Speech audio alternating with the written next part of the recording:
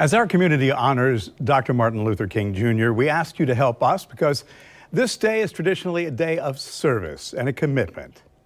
Right now, we are holding a food drive, as we told you about at the top of the hour, but this is just the beginning of our year-long effort to make Jacksonville a better place.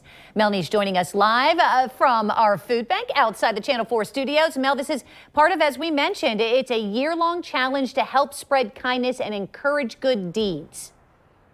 Yeah, and what a great way to start this off today with really dipping into the community with what is needed right now, which is food. You know, there's so many people that have never been in a situation where they needed something. Now the tables are turned and they're not the ones donating. They are the ones who need these items. So we have already had some really amazing people come by this morning. They don't come with just a few canned goods either, guys. They are coming with trunks full of goodies, and we'll take one, but we'll take your trunk full as well. I want to bring in Sarah Hall, who's with Feeding Northeast Florida, and let's talk about the need here, because you said you did 1,400 food drives last year. Normally you'd only do 400, and those are the ones where people are physically coming and they need food. What are some of the stories you're hearing?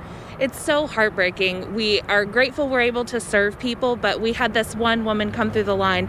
She was a grandmother. She had 9 grandkids, and the night before she had fed her children canned corn and a loaf of bread because that's all she had. And so we were so grateful to be able to fill her trunk full of food, canned goods, fresh food, meat, all of it. It was so wonderful. It is wonderful. And you know what you were saying is a lot of the communities coming through, businesses, you know, local people that really are donating because they have it and they see the others in need. What do you think 2021 is going to look like as you all kind of look forward?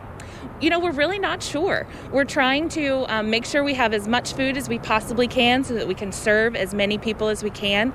But we sort of feel like everyone does, that we're not really sure what to expect. So we're preparing for the worst and hoping for the best. We have a lot of food pantries scheduled to try and meet the need. And we're hoping that people can get back on their feet quickly. Yeah, I mean, we don't see it ending anytime soon, honestly, because it's going to take some time for people to get back on their feet. You all have grants and different ways that you're helping to get that food into the tummies of people who need it. But a drive like this is important as well. It's so important. We get so many good canned goods through drives like this. And these things are not usually readily available through food donations or even through grants sometimes. So getting peanut butter and rice and pasta is really, really helpful for us and ultimately the people we serve. So if you could say maybe 5 things, you just listed 3, anything else that you really need?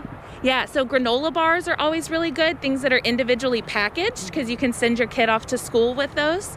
And also canned vegetables and canned meat are really high priority items. Sarah, thank you so much for joining us today and partnering with us. I mean, this is what I love about working at Channel 4 is that we have the platform. You know, we can reach thousands of people and we are using it for good today on this day of service. So come on to the station. We're on the South Bank. We got our crew over there. You guys all right? They're layered because it is chilly out here, but they're going to come to your car, take whatever you have. Again, if it's 1 item or 100 items, we are prepared.